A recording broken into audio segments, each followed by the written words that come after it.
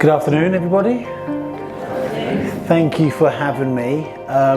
Before I start, I want to say I truly feel like I'm standing on the shoulders of giants being here today with you guys, especially the front. That really was.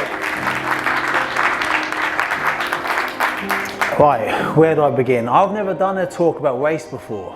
I've spoken a lot since the Olympics. I've done many talks about myself. I've spoken to school kids, little kids, secondary school kids. I've spoken to MPs at Westminster. I've spoken to the royal family at St James's Palace, which is really weird. I've spoken about LGBT stuff, which is strange being a straight male, but it is what it is. But this is the first race talk I've done, so I'm a little bit nervous actually, so please bear with me. I think it's disappointing that it's taken this long for me to talk about race, because this is something that we should be speaking about. I think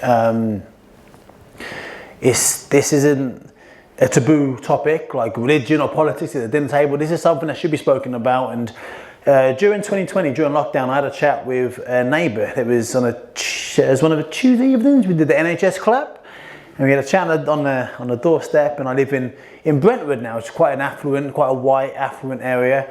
And I chatted to my friend, Kevin came over, we had a little chat, social distance chat, and he asked me about it. He said, what does it all mean? And his wife slapped him. He said, you can't ask him that. I said, no, you can, Chris, you can ask me. Like that's what these chats are about, to help enlighten people. And I did, we spoke for half an hour, and he was really ignorant, admittedly so, to what race was, what the Black Lives Matter movement was. And it was great talking to him. And I think that's how we learn, and that's how we grow as individuals, in talking about something like this. So again, thank you, Sharon, for having me today. Really, really appreciate it. So I'm gonna link my talk with boxing, because that's what I know, that's what I did for 18 years. And I'm most well known for winning a medal at the London Olympics back in 2012. I was thank you so much, thank you so much. Thank you so much. So when I talk as well, I don't really plan what I'm going to say, I just talk. So depending on the audience, what I often do, I'm glad you did that, because I wasn't expecting that. If I want to be funny, if I'm in a good mood, I want to be funny, I often say that. And then if there's nothing, I often say, I'm expecting an applause then. And everyone kind of like tend to laugh, and then like it's as an icebreaker. But you did applause, so thank you so much. Today's going to be a good one. I won a medal at Olympic Games. I was a small part of that magical summer 10 years ago. And the Olympics for me was a difficult time. My mum, who's my hero, she was in Addenbrooke's. She had a brain aneurysm 5 weeks before the Olympic Games, and we all thought she was going to die. And the hardest thing I've ever done was leave my mum at the hospital and go to Stratford and try to focus on the Olympic Games. But it's very, very difficult, but I worked very hard, and I got a text the night before the opening ceremony from somebody very special to me. They sent me a Nelson Mandela quote, which is my favourite quote I'm going to share with you today. He once said, "Do not judge me by my successes, judge me by the many times I fell down and got back up again." One more time, that's so special. "Do not judge me by my successes, judge me by the many times I fell down and got back up again." That for me was a huge setback, my mum being ill, and I fell down. But I got back up, and I boxed on, and I won a medal at the Olympic Games, and I'm very, very, very proud of that. Even more proud that my mum survived, and she's still with us today, 10 years on. So I'm very, very, very happy about that. But that quote is my favourite quote for many reasons. It's meant different things to me over the years. And the thing about quotes, they're subjective, and people can see them and take different stuff from it. Today, I want to focus on the falling down and getting back up part. Because as people, that's what we do. We all fall down, we all struggle, we all face adversity, but it's about what we do when we fall down, about getting back up. That's the important bit, and that's what I want to talk about today. So, boxing, I always say, is a snapshot of life. I stand here today in front of you. I boxed for 18 years. And boxing, I've got a funny relationship with boxing, because boxing on one hand gave me this amazing life that I've got. I get to fly first class around America on a weekly basis. I've met the Queen twice. I've met some unbelievable, done some awesome, unbelievable, the Strictly Come Dancing, which is unbelievable. Done some really cool stuff. On the flip side, I'm now blind in my left eye. I left boxing before I realised my dreams and ambitions. I was very bitter and very twisted for a long time about boxing. However, with that being said, I still think boxing is the best sport in the world, or the most relatable sport in the world. Because what we go through in boxing is echoed what we're going through in life, and vice versa. Hear me out. You need your imagination there, okay? In boxing, sometimes you come out, round one, you throw a jab, and the jab lands, the head pings back. Then you throw the right hand, and then the body shot, and then the uppercut, and then you might whack them to the body, and they go, oh. They hit him in the face, and the nose trickles full of blood, right? Everything is going great, the fans are cheering your name, everything's going great. There'll be times in your lives, I'm sure you can cast your minds back to your lives, where there's periods in your life when things just go really well. Maybe at school you were getting straight A's, university you were maybe pulling that girl or pulling that guy, maybe early on in your adult life you got the job and the promotion, you got the raise, and things were going great. Then conversely, the opposite is true. It could be round 2 or round 3 or round 4. You come out, you throw the same jab, which landed a minute ago, now you miss. Now he blocks it, he parries it, and he whacks you back. Now you're getting hit around the body, your nose is bleeding, your leg does the wobble when you get hit a little bit too hard. Things can go bad in your life. When things were going so well a minute ago, people are nodding their heads. I know you get it, like life gets tough. Like that relationship you had before, that was all hunky-dory before, now it's struggling a little bit. Now work is getting a bit difficult. Maybe you doubt yourself. That happens in boxing, happens in life. And then, at some point in your lives, sometimes many times, some point in your lives, you get whacked with that big hook that you didn't see coming. Next thing you know, you're lying flat back out on the back, looking up at the lights. The crowd goes quiet, and all you can hear is the referee saying 1, 2, 3, as he's counting you down, counting you out. And you find yourself knocked down. Not knocked out, but knocked down. So that happens literally in boxing. But in life, that could be your spouse giving you a divorce paper saying, I want out. It could be losing your job at work. It could be the death or illness of a friend or loved one. Something hits you and you don't expect it. Now as a young black man, brown man, white woman, black woman or black girl, it could be the first time you get called in. It could be the first time you get called a black. It could be the first time you get told to back home. Whew. So now we're into the racial part of the talk. So growing up, my dad came to this country in the 70s he was born in Benin City in Nigeria. He went to school in Lagos. He came to Lowestoft, Suffolk of all places. Now in the 70s, there's obviously lots of black people and brown people and ethnic minorities in the big cities. And some kind of maybe moved out to Essex. You got a few went to Ipswich, maybe 1 or 2 went to Stowmarket and Felixstowe, but they didn't go to Lowestoft. It's the most easterly point in the UK. That was our tagline, our most easterly point in the UK, which I learned in my boxing career. All that means is a pain in the ass to get to, so nobody goes. It's a pain in the ass to get from, so nobody leaves. I was talking to somebody earlier about boxing training in Peterlee in Durham, and the 12-hour train from Lowestoft to Peterlee, and then training, the hardest thing in the world. So Lowestoft is kind of out there on its own. My dad went there from Benin City to Lowestoft, culture shock or what, to get a diploma in fine arts. He went on in his life to get a degree in fine arts. He got a PhD. A very inspiring man. He'd done some unbelievable stuff. Not the best dad, worst husband, but a very inspiring man to himself. He met my mum. They got married in the 70s. When he went to Lowestoft, he was the first black man people saw. Like, they might have saw 1 or 2 on TV, but the first black man he ever met in real life. My nan and granddad were in their 40s when they met my dad. They'd never seen a black person before. And in all honesty, the reason why they accepted him is because my mum's ex-boyfriend was such a lunatic, they thought even a black dude to be better than him. Genuinely what they thought. He came into mum's life, they got married, had 5 kids, me being the second youngest, the only boy. and then they got divorced and he went to London. We didn't have much to do with my dad growing up. Growing up in Lowestoft as a mixed race kid was very difficult because there was none of us. There was no colour in Lowestoft, no ethnicities. Everybody was white. My mum was white, my nan and granddad were white, my cousins were white, everybody was white. There's like kind of one family at my school, and I'm not too sure what they were, but they weren't mixed race or black, they were something. They were also Jehovah's Witnesses. Not that that's just come to me, it wasn't a thing, but you know, but we didn't really know them, we didn't really like speak to them that much. It was me and my sisters, that's all we had. And I remember the first time I was kind of racially abused, but not really. The first time I realised that I wasn't the same as everybody else, I must have been 4 or 5. My best mate, my best friend in the world, Adam Deacon, called me a poo face, right? And I'm like, oh no, but you're a poo face. You're like, no, look at your face, it's brown like poo, you're a poo face. And I had no idea. I had no idea I wasn't like everybody else. I had no idea.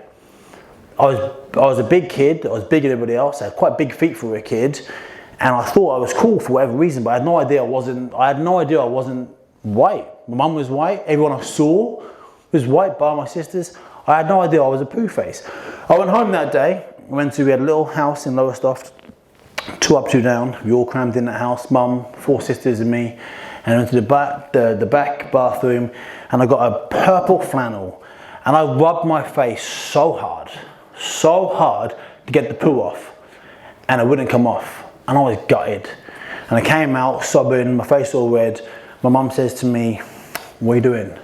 So I'm trying to get the poo off, mum. Deacon called me a poo face, and I'm not the same as everybody else. And mum, so my mum, I'm my mum's little boy, right? 4 sisters and me. Like, I'll be very honest, I'm the favourite. I'm the favourite, right? She never tells me off to this day. She never, ever tells me off. She told me off that day, right? Don't you dare say that you're beautiful, you're brown. People go on holiday to look like you. They have sunbeds to look like you. Don't you dare do that. Ever say that again. You're beautiful as you are.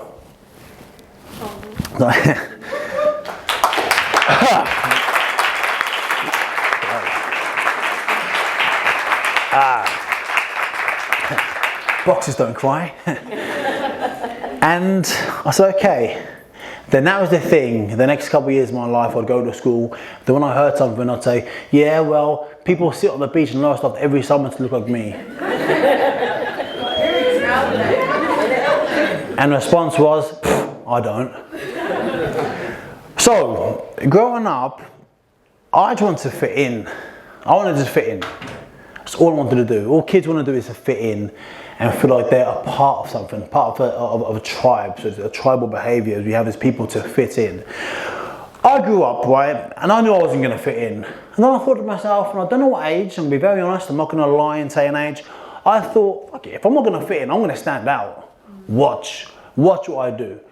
I was the biggest kid in my class. I was the fastest one. I was the stereotype. The fastest runner, I could jump the furthest, I could jump the highest, I was the funniest. I thought, if I'm gonna stand out, I'm gonna stand out properly, I'm not gonna mess around. And my dad, being Nigerian, was very much like education. So I was very good at school because I worked hard. I thought, I'm gonna stand out like nobody else has seen. I'm gonna make these people wanna be my friend. So I was very good at football, blah, blah, blah, moving forwards. I started boxing when I was 12 years old. I found boxing randomly. The story's too long to tell you, but like maybe I'll come back one day and tell you the story how I got into boxing. It's a funny one. I started boxing, which is a really racist sport, you know. It's a really racist sport. You think of boxing, you think of black fighters, Muhammad Ali, Joe Frazier, Mike Tyson.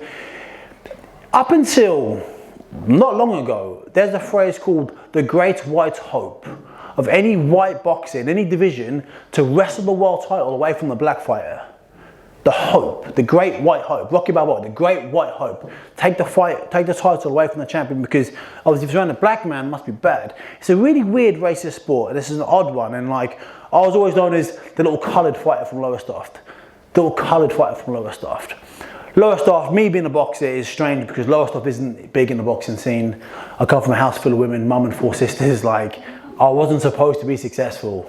And I hope there'd be hundreds of kids here today to hear me say this. I'm going to finish on something at the end, which I want you guys to go back and I'll retell this. Like, I was not supposed to be successful. I was not supposed to go to the Olympic Games and win medals. That should not happen for me. I should have been a statistic. It didn't. That's another thing. I started boxing. And I remember I got onto the England team. I became the national champion. The first time it had ever been done from a kid from Lowestoft, from Suffolk, became national champion. I went to Crystal Palace, South London, to join up with the England team. I could not wait to get down there because still, I've barely ever met any black people still. My dad would come once every 4 or 5 months for the day. Only black person I ever really speak to. I could not wait to get to Crystal Palace to join the England team with the other black boys. And there was a few. And I turned up, it was 2003, we'd just won the World Cup, rugby. My mum bought me a rugby top. England rugby top. I knew nothing about rugby, but I watched the final and we were world champions. I walked with pride. I turned up at Crystal Palace and walked over to the black boys. I went, right, and they went to me, "You like rugby?"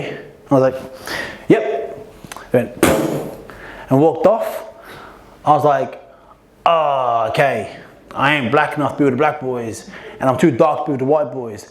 Where the hell where do I fit? What is me?" I didn't know that. I just love sport.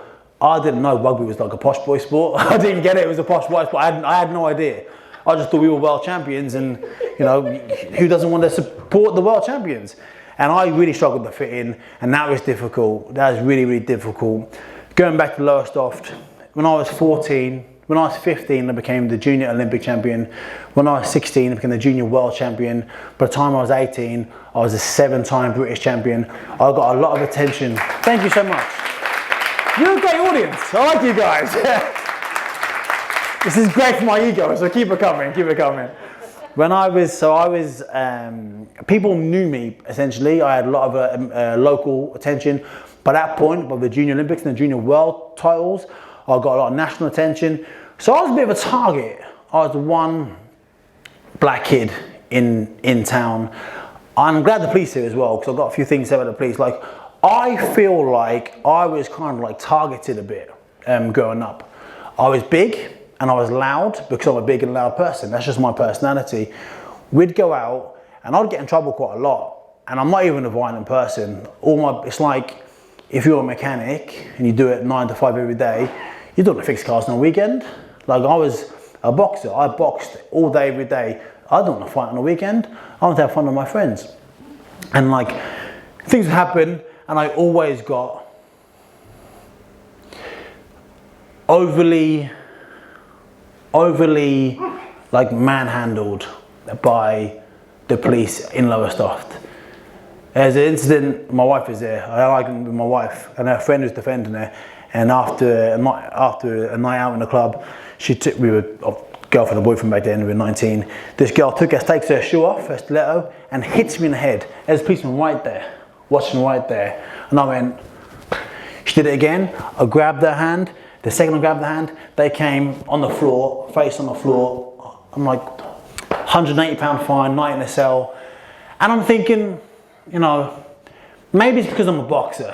And I was told, it's because you're a boxer and you can do this, you can do that. Maybe it was. Maybe because it's colour of my skin, I don't know. I've never wanted to go down that road. I'd rather not know, if I'm honest. But growing up, I felt victimised. And I never played the race card. I never do it. I don't want to. My mum's white. I love white people. I just love people, regardless of what they look like. So moving forwards a little bit, I'm going to talk about boxing. I'm going to talk leave on one incident, and then we can, if there's time for a Q&A, I'm happy to ask any questions about boxing, race, or whatever. So the worst thing I experienced as a boxer was in Serbia in 2006. I boxed over there. And I boxed a Serbian in the European Championships in my first fight. I was the England team captain. I took a lot of pride on that. I walked in. So someone said earlier about waving the flags. Is about flags in the thingy? I'm a huge flag. I'm a what do they call it, a flag? Like that's me. I love waving my flag. My house, I've got my Union Jack outside my house at home because I'm proud of being British. I'm proud of being black and British. I'm so proud of that. And I think you're right.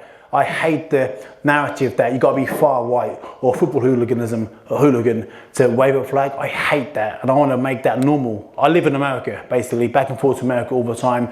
Everyone's got a flag because they're proud of where they're from. We should be proud of where we're from, and we're not always, because things happen. But I want to make this country so great that we're proud of it. An opportunity for everybody, we're just proud of where we're from. And having a flag doesn't mean you're this, that, or the other. Sorry about that. Anyway, I was in Serbia and I boxed, and I was walking down to the ring, and a Serbian man and a fan in the crowd walked past me and called me in. And he spat at me. And I had, in amateurs, you wear head guards back then. And you have a little hole with a head guard, with the ear, so you can hear the referee, and like a thin bit of leather across it. He spat a big phlegmy one right in my ear, and I swear on my life, I can still feel it in my ear to this day. I can still feel just still feel it go in, and it clung in there, and I whipped around, and I was in my ear hole, and I was fuming. I turned to go after him, and my coach grabbed me, and I walked to the ring, and I lost that match. I didn't box very well. I lost my head. I boxed really, really, really badly. I was fuming. I was so angry that this kid racially abused me on the way to the ring, and I could do nothing about it. Then what's worse, I boxed a Serbian in Serbia, his boy, and I got beat. And I went to my bedroom from the hotel. We were there for 10 days, and I was out of the competition on the first night of competition, and I was so angry. I was so angry for many, many, many reasons, but I fought the wrong fight.